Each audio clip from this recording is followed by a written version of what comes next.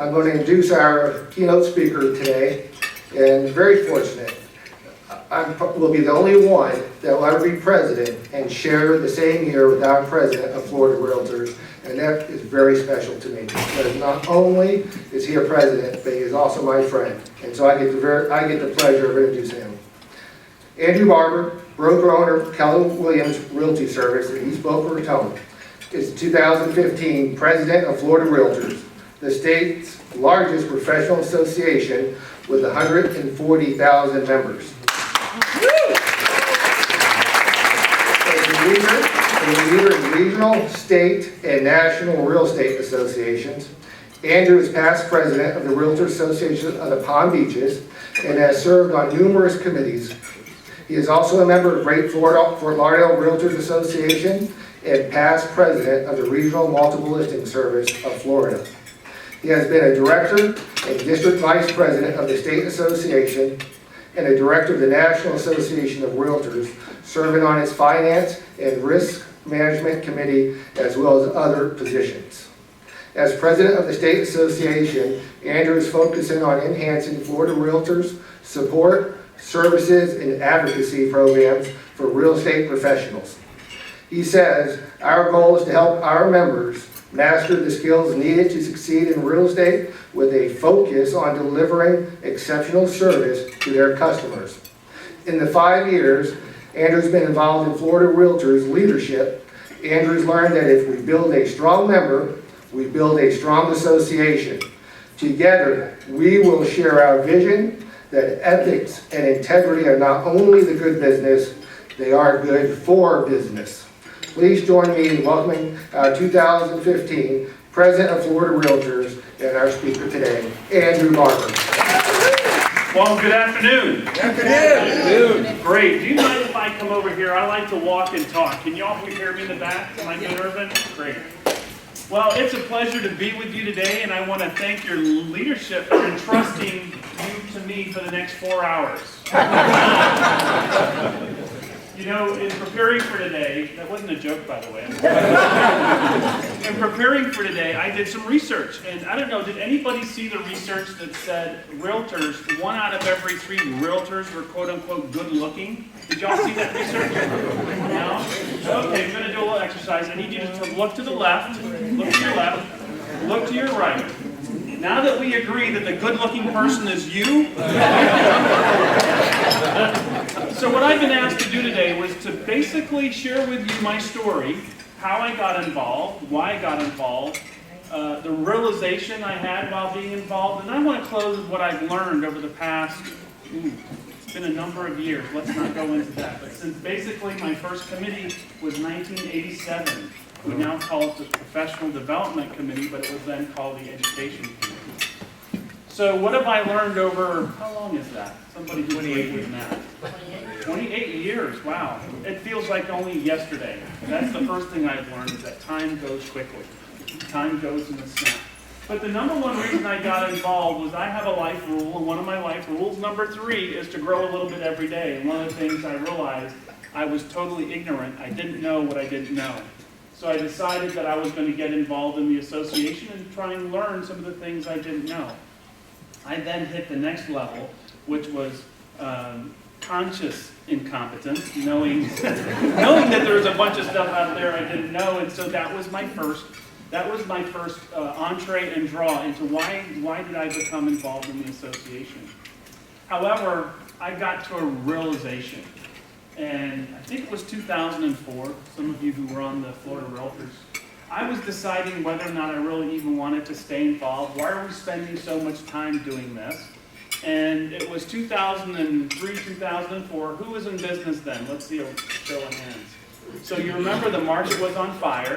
People couldn't move because they were locked into their homes because of their taxes. They couldn't portabilize their tax savings. And Florida Realtors had a real big consternation over, do we support this or not? Well, I know in our area, if you didn't support it, people were stuck in their homes. And we voted. I remember it was a pretty hot debate on the floor, but we eventually voted to support the portability of Save Our Homes, the tax savings for your homestead exemption. It was there that I realized the decisions we made there on that floor affect how we do business back home. I mean, it really affected it that day. It wasn't this philosophical discussion about we're going to see this in 10 years. And that was where I was struggling with. Well, at that moment was where it lit my fire to be, there's an old adage in the advocacy world that says if you're not at the table, you're on the menu. It is true. And then the decision was, well, if it's my business, who do you want to make a decision on your business? Do you want a voice in how your business operates? Of course. Well, sure, I did. And I figured, well, they were going to give me a voice at the table. By gosh, I was going to get up there and I was going to tell them what I thought. Which is the glory of what's so nice about our association. So, number one, I forgot to tell you, Women's Council. Any woman, I know we have one Women's Council person here, past National Women's Council President Anne DeFries. Women's Council, the task is to Ask. Somebody asked me, and jumped up very good over here. Here is your Women's Council leadership table. I forgot to tell you that in between getting involved in committees, somebody said, you need to get involved in the association at a higher level. Somebody actually reached out to me and asked me and encouraged me to do it. And I said, why would I ever want to do a thing like that? I've got businesses to run, I've got deals to do. Guess what? You have time to do it. What I found is that it actually made me a better realtor by knowing and being involved. So that was the first step. Somebody actually asked me to get involved, and I don't want to miss that. However, what have I learned over the last 28 years? And that's really what I want to start with or end with. And tell you what I spend most of my time on is what I've learned. And number one, I learned that, hey, realtors care. Realtors have a huge heart. And over the years, I've often asked myself, why do I keep coming back to this association? Why do I keep coming back to Orlando twice a year? Why do I go to National twice a year? What's the big draw? Well, guess what? One of the big draws, and we all want to do what's best for the industry, but I have fallen in love with our industry. I fall in love not only with the industry itself, but actually with the people in the industry. So that when Mike and I go and we see each other every year for the past 30 years in Orlando, it's awesome. And whether Mike is from Del Rey, or whether Ann is from Boca, or Ben from West Palm, or whoever from Destin, or from Tampa, we all get to come together and build a relationship and build a friendship and actually work together. And it's awesome. And that's one of the big things that I don't want to lose sight of, because we're going to talk about choices here in just a bit. But there's also the realtor heart, and that's one of the real reasons that I'm still here today, is because even though I was going through some tough times, I remember there was a group of ladies. I went into the Florida Realtors, this was in 1999, the summer of 99. I was going through some personal difficulties. I walked into a Florida Realtors meeting, I was late, I was running, I was down in the dumps. I walked through the elevator, there was 3 ladies there. And not that I didn't know them, but they were in my inner circle or conscious group every day. And they said, we heard what you're going through, and we have been praying for you. Wow. Let me tell you something. Wow. When you're going through a tough time and somebody says, hey, we're there praying for you, I don't care who you are. I just sat there and cried. And it's that connection that I don't want to lose sight of. But every day, I had the privilege of meeting Lou Holtz this past August and got to spend time with him alone, which is awesome, because he is really what you see on stage. And the one theme that he left me with, both times we had a chance to sit down and talk, was make good choices. Okay, in his talk in August, who was there in August to hear him speak? Well, didn't he do a great job? So it was how we make good choices, and he talked about that. But then Jim Rohn, it reminds me of a Jim Rohn quote, and I'm not going to quote it exactly right, but he says, failure is making a few bad choices every day. Success is making a few good disciplines or having a few good disciplines every day. So therefore, we're just a few good choices away from having a successful business. So how does that come into play with this? Well, here's what I've learned over 28 years of not only being in the business, but watching all of you in the business and watching everybody in the business nationally. I've come to find out, and I've learned, Warren Buffett says you're going to learn from experience, right?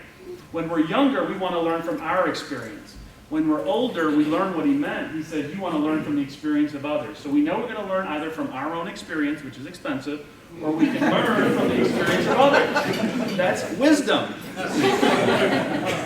So as I've looked around, here's what I've learned in looking and learning from others. Number one, who you're in business with really does matter. That's one thing I've learned. Another thing I've learned is the market isn't going to dictate whether or not I'm going to be successful or you're going to be successful. It simply dictates how we're going to be successful. Have we seen change over the past 4 years, 5 years? Well, it's been 10 now, right? 2004 to today. Let's talk about technology. Oh. Let's talk about, this is another reason I got involved back in '87, MLS. Yeah, let's talk about the MLS. It always is constantly changing. Let's talk about how we touch our members, our customers socially. This thing called Facebook and social networking didn't exist, especially in our world, much more than 5 years ago. So we know that who we're in business with really does matter. We know the market isn't, or the environment doesn't dictate whether or not we're successful, just simply how we're going to be successful. So what does it make, what's the big deal about making good choices? I'm always reminded of a story. Now, I grew up in Boca Raton, and how many of you know there's a place, it's actually, most of it's in Broward. 90% of this place is in Broward County, and 10% of it's in Palm Beach County. And when you go, it's a little island, and when you go on the island, there's actually a fence line. And it's called Capone Island, Al Capone Island. You all know about Al Capone Island? So I'm always intrigued with Al Capone because we grew up near Al Capone Island, and we take our little boats and row over to the island, and there's nothing there, and if you're a Boy Scout, you would camp there. And there was an interesting thing. You know how Al Capone got, we know he ended up in jail for tax evasion, but one of the principal reasons he ended up was his attorney flipped on him. His attorney was does anybody know his attorney's name? Fast Eddie. Well, guess what? Fast Eddie had a life-changing experience. Fast Eddie had a son. And he woke up one day, and his son was born, and he came to the realization that if he did not change his life, his son was going to end up in the mob. And he knew that that's not where he wanted his son to be. So he had a choice. His choice was not like the choices we make every day. His choice was, do I turn on the mob and sign my death warrant, and hopefully raise a son with integrity, some integrity, or do I just keep my life, stay alive, roll through, and let things happen as they may? Well, you know the end of the story, because he decided to turn on Al Capone. He decided to be a witness against him, one of the reasons that Al Capone was convicted. And yes, the end of the story is Fast Eddie's days were numbered, and they did eventually kill Fast Eddie. Is that the choice we make every day? Are those the choices that we have to make every day? So as I look back, I think the little choices that we have every day make up the fabric that's our reputation. The little choices that we make every day make up the fabric that's our character. What choices are we making? How are we making those choices? Now, I'll spare you. If I was here for 4 hours, we'd go into that talk. We're not going to. I'm just encouraging you to at least know that you have choices to make every day. One of my all-time favorite quotes in the world is Martin Luther King quote on character. The character of a man is defined not where he sits at a time of comfort and convenience, but where he stands at a time of conflict and controversy. Well, when you're in the association world, when you're in the political side of the association, it's really easy to make statements off the cuff. But when it comes time to stand up and be counted and be public into your vote, there are times where somebody's going to want you to vote a certain way, and deep down in your heart, you don't agree with it. Who here knows the Walgreens ad? Who says you're on the corner of happy and healthy? My wife loves that ad. She does. I don't know why, but she does. But that got me to thinking, if this is my favorite quote in the world, and every time I have to stand up against somebody that I like, or something that somebody wants me to maybe vote a certain way, then I'm not necessarily going to vote that way. I always stand up and I always issue this quote, because it's truly your character is not determined where you sit when it's easy. It's when the chips are down, how are you going to sit? How are you going to stand? So I like to think, it got me to thinking, what are the characteristics of good character? And you know, I don't have a mind that I have 2 brain cells in my memory bank, and one's waving goodbye to the other. So really small. So if I could think of 1 or 2 things that would define good character, and if I could just hang on to that, I can deal with that. I can't deal with a list of 25 things.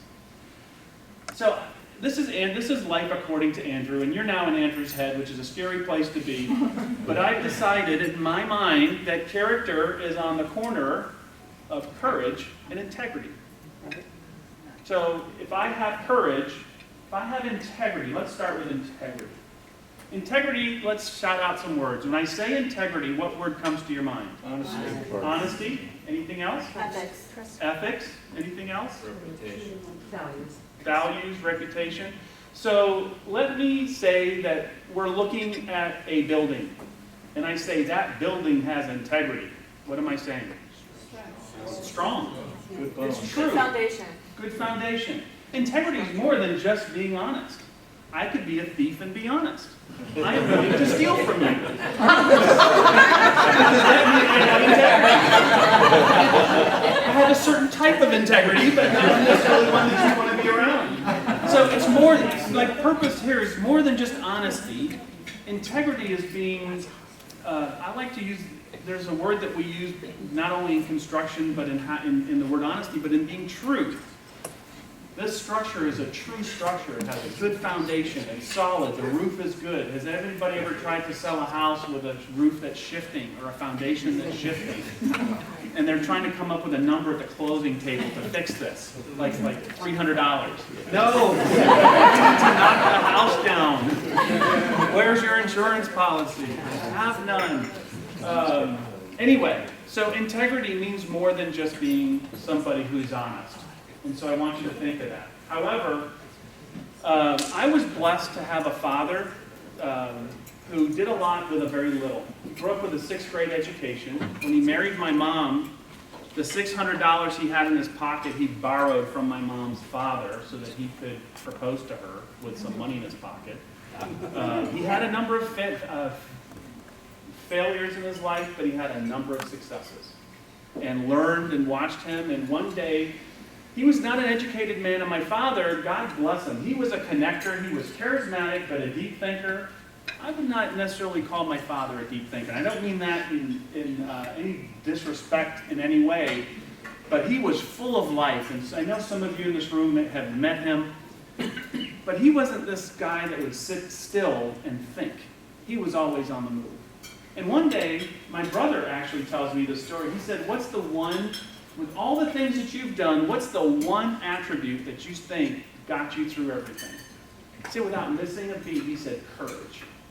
I wake up every day, and just because you do something doesn't mean you're not terrified. I remember there are deals that I've been on, and some of the biggest contracts that I've signed, I was petrified walking out the door, wondering how on earth am I going to do this? And you think of courage and integrity, isn't that truly what builds your character? Are you going to be the person that you're going to stand up for something only if there's no heat involved? Or are you going to be the person that stands up and says, hey, I don't care if you guys don't think this is popular, it's the right thing to do. That's character. And as you go through, guess what? Isn't character just simply a choice? It's not an easy choice. It's simple, but it's not an easy choice. See, I gave you a story about a guy who had a big decision to make. And he made it, and he paid the consequences for it. But there are times in our lives where we see people, okay, we need to admit this. I believe that we shouldn't compare our insides to other people's outsides. But we do, don't we? Don't we know people who everything goes smoothly for them? They have the Midas touch. Yes. They look, oh man, he just, look at him. He put his name in and just everybody just came on board and just loves him. And nothing ever goes wrong in that guy's life. And let me tell you about a guy like that. His name was Butch O'Hare. Does anybody know Butch O'Hare? You know O'Hare Airport? Butch O'Hare was a pretty impressive guy. Good looking. I think he was 6'2", 6'3". Back in World War II, there wasn't a whole lot of 6-foot people. I don't know if he was 6'2", I'm just embellishing that. But what was neat, why we call O'Hare Airport, because Butch was the #1 ace in World War II that came out of World War II, and he was from the Chicago area. Interesting, Butch was from the Chicago area, and he came back a war hero. Did I say he was from Chicago? Butch O'Hare is the son of Fast Eddie. Wow. The choices we make have consequences and have an effect far beyond what we think or we know. Some of the scariest words I ever hear is, I remember what you told me 10 years ago. I don't remember what I told you. So now you need to know that if you ever tell me that, I go into instant prayer mode. Dear God, please let it be true or something good. Because you always wait to hear it. Yeah, I remember what you told me 10 years ago, and it ruined my life. So as I leave you with that, just know that you don't always see the choices that you make or the consequences to the choices that you make. Here was the final aha that I learned. I learned this about 4 years ago. It was a real turning point for me, and I'm going to leave you with this thought. 20 years ago, I heard Zig Ziglar speak, and the title of his talk was, when you leave your home, the microphone's always on and the camera's always rolling. Okay, simple enough. If I were to give you the theory of the talk, it was, hey, when you go out, everybody's watching, everybody's listening to what you say, yada, yada, yada. Good motivational speak. Now, you have to know, Zig Ziglar, I love Zig Ziglar. I'm a Zig Ziglar fan. I was in mourning when he passed away. I like everything about Zig Ziglar. But back then, I really didn't get it. I didn't get it that the microphone is always on. I didn't get it that the camera is always rolling. In this room, we have leaders. We have those who either are, you lead somebody, whether you have a child, a spouse, a significant other, a friend, you are leading somebody. The camera's always on. The microphone's always on, the camera's always rolling. I'll leave you with this final thought. 9/11. This is not a political statement, by the way, but it's an example. Who remembers that afternoon, President Bush went down to Ground Zero. He stood next to the fire chief, got on a megaphone. The country was we were all distraught. And who remembers him saying, trying to talk to the people, and they said, I can't hear you. And he said, remember that? I get goosebumps just telling the story. He said, well, I can hear you. The people of America can hear you, and soon the people who did this will hear from all of us. Yeah. Remember that? I do. That was an awesome moment. That was a moment where he had an opportunity to hit a home run and to really lead, and by God, he hit it out of the ballpark. Let me give you another example. A few years later was Hurricane Katrina. President Bush was still in office. And what picture do you remember of President Bush in Hurricane Katrina? Airplane. He was sitting at 30,000 feet, looking through a little window, peering down on a devastation that was New Orleans. There he was, just like 9/11, had an opportunity to hit it out of the ballpark, and he struck out.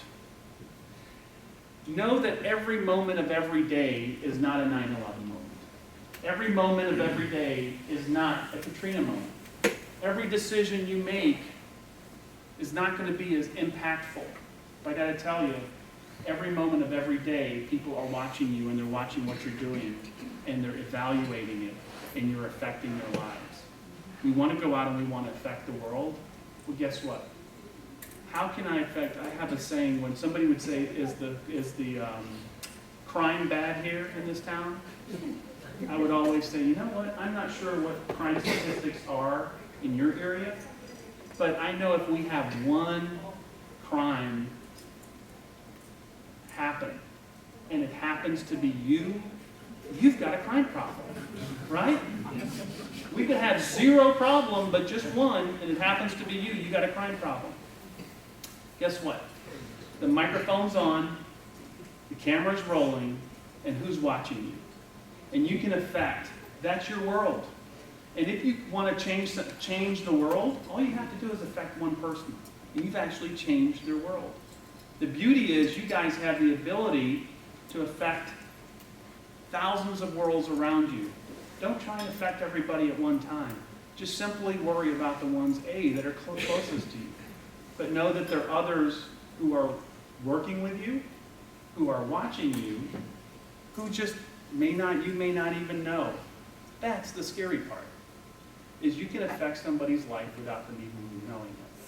So as we go through, what I've learned is the importance of making good choices, is the importance of character, the importance or the understanding that the microphone's on and the camera's rolling. And also that character lives on the corner of courage and integrity. And my prayer for you is that every moment of every day know that you have an opportunity to lead. You're not going to bat 1,000. But my prayer for you is that when you have those opportunities, you're going to blow some of them, but that the really important ones, you can stand up and say that I stood on the corner of courage and integrity and have my character. Thank you for having me here. I thank you for allowing me to share with you.